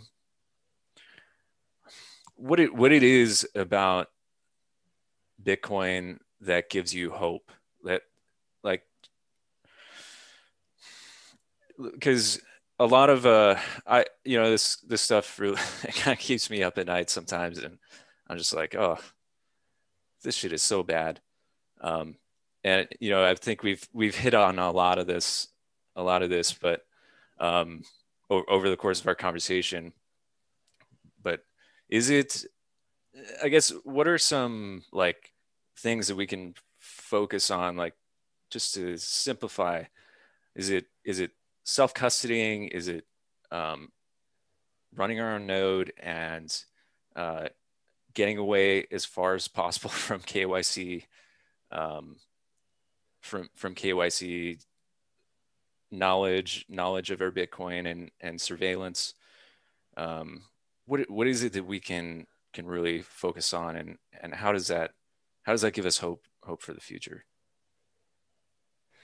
Yeah, that's a really good question. And of course, all the points that you mentioned were important. But for me personally, what I always highlight here is the ability of the individual to demand to be paid in Bitcoin, right? That the individual actually voices that opinion and that preference, that I don't want your fiat shit. I don't want it. Get away. I want to have a sound money. I want to be rewarded for the work that I provide you in a fair and adequate way. And I don't want to be throwing shit in my face after I cut your hair. Right? I want to be rewarded and honored for that, right? And so not to be honest, man, it's so beautiful when one of my clients pays me in Bitcoin. This is like the most awesome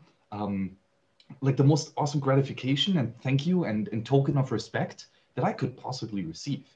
I mean, this is literally saying that, hey, Max, here's a Bitcoin. I like it very fucking much. It's magical cyberspace money. It's absolutely amazing.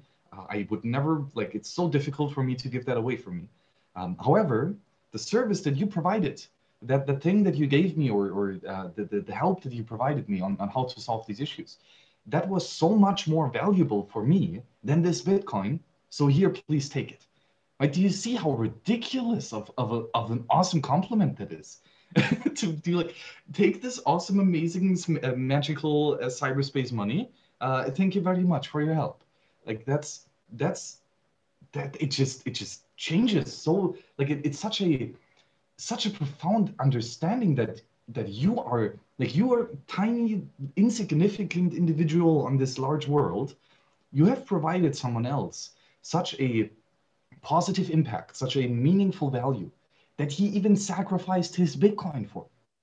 That goes so deep. It gives me the goosebumps just now. But yeah, it really, it's inevitable that the individual can realize how meaningful and how valuable he actually is. The huge amount of benefit that every individual provides to his brethren and to other individuals whom he solves problems for. like to really come to grips with what that actually means, specifically in a sound monetary economy, that just blows me off my feet every time I think about it. That's very nice. Like I earned Bitcoin myself, and I never thought about it that way, but that's beautiful. So it makes me the sats earned. It makes me cherish them even more. But yeah, I can highly recommend it. Like there's nothing like earning sats. And BTC Pay server and other things make that very, very easy if you, especially if you have some creative outlet and want to sell some Bitcoin merch or whatever. More and more people are doing that. But yeah, what gives me hope, I would say, most of all, Bitcoiners give me hope. Like there's some truly awesome people in the space, but also like Max mentioned, it's this cyberspace money. And I like to say, it's always sunny in cyberspace. And as long as new blocks come in, that gives me hope. Like with every new block that comes in and gets synced, and every new block I see on my nodes, that gives me a little bit of hope, like Bitcoin is still alive. It's not dead yet. Defying all odds, it's still living in cyberspace. And it's important to point out that it doesn't matter too much what happens in meat space, like it's quite disconnected from meat space, and it's also quite disconnected from fin space. Like it doesn't matter too much what happens in the financial markets. Of course, everything is interconnected, and with undersea cables and with infrastructure where nodes run on and so on and so forth. But still, the whole essence of Bitcoin, the body of Bitcoin, is informational and lives in cyberspace. And as long as blocks are coming in, I think there is no reason why we should lose hope. And yeah, I think what's also important in terms of next steps, what everyone can take, I think it's very important to recognize, just like when a plane goes down, it's of the utmost importance that you save yourself first. Put on the mask on yourself, on your face first. And the same is true in Bitcoin. Like you can't save everyone. It's really hard to convince other people that this is important and the right thing to do. So that make sure that you yourself have your ducks in order, that you just, you know what you're doing, you have your storage in order, you run your own node, you learn a little bit about Bitcoin every day or like once or twice a week, like there's Saturday, the holy day of the sats, where you can stack some sats or spin up a node or open a lightning channel. Like the mempool is still clearing every Saturday because it's the holy day. So that's insane. So just use this day. Is that causation or correlation? I don't know. The ways of the Satoshis, they're mysterious. And so just, like use the weekends to learn a little bit about Bitcoin and read Austrian economics and play around with Lightning, whatever you have to do. Take it one step at a time. It's very difficult. It's a long journey. Nobody knows what he's doing. There's so much to Bitcoin. Nobody knows it all. Just plunge in, get yourself some sats, and yeah, just try to understand what's going on, like everyone else in the space. 100%. That's really why. That's really the basis of everything that I'm doing. I'm so grateful for you guys taking the time to just talk about this stuff and help, because I feel like I'm at the beginning of this journey, and it's just so helpful to kind of bounce these ideas off you guys and be challenged, like to continue to implement this new money into John, my life. What you're doing here with hosting that podcast and organizing these tribe gatherings, like this is really one of the best ways to learn. I mean, kudos for figuring that out and for sticking with it. But just by you hosting these conversations, you're like in the front seat of receiving awesome information. And with the ability to ask questions and create and shape that content yourself, it's very powerful. So keep it up for sure. Yeah. So, and with that, I do want to tell anyone who's listening, I think, we have a few listeners live, but also if anyone's listening later on, this weekend, or December 12th and the 13th, we are doing a cosmic deep dive event. That's going to be 2 days of just these types of conversations of Max and Gigi, and then Dan Held, Robert Breedlove, John Vallis, and Eric Kaysen are all going to be bringing their going deep into their own reflection and research and sort of what they're observing happening, what they're observing in Bitcoin, and really sharing in a very intimate format like this with a few people who register. So cosmicdeepdive.com is where you can register for that.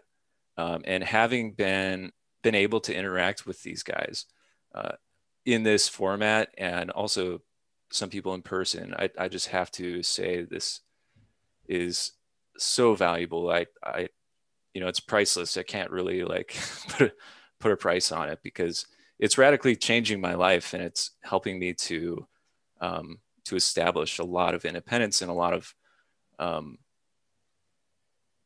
just I know that it's benefiting me my future and my family tremendously.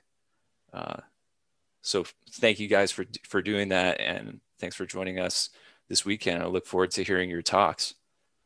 Is there anything else that you guys would like to share to close out? Yeah, first of all, thanks for having me. And I would share like I have some advice for you. Try to get a good night's sleep every night. As someone who was kept up by Bitcoin many nights, even some nights in a row, it's neither healthy nor does it help your sanity. So do what you can to be tired at night and fall asleep. So that's 100%. that's some advice right there. Yeah, no, I'm looking forward to the event. Looking forward to discuss all those crazy ideas with Max again and the other guys. And yeah, let's see where all of this is heading. So again, thanks for having me, and thanks for putting that on, this virtual tribe gathering in cyberspace. And it's always fun to talk Bitcoin. So that's for sure. Yeah, awesome. Same from my side. Thanks for the invite, John. That was great. Both, of course, to this talk as well as to the event that I'm very excited about, the Cosmic Deep Dive. Which, by the way, phenomenal name. I mean, that's just spot on. Right? And the crew that you got together is insanely good. So I'm very, very happy to be part of it and to spread some of that knowledge, and very eager to accumulate as well, because I will be for sure listening and watching. So Piers, if you have not yet gotten your tickets, well, go get them quick. Because well, time is running out and time is of the essence.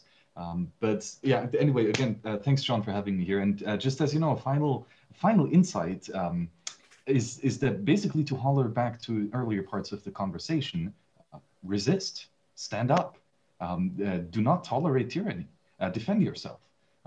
If you don't do it, nobody will, and you will die a very painful and horrible death. There can be a different alternative, right? You can actually work great towards a good cause and then get a good night of sleep, as Gigi said it. But that implies to resist and to make your own mind and to form your own opinions and to manifest your own will and not to dance by the fiddle of other politicians. And this is what Bitcoin is about, and this is also especially what the Cosmic Deep Dive is about. So I'm happy to be there again in the future. And see you all then. Bye-bye, Piers. All right.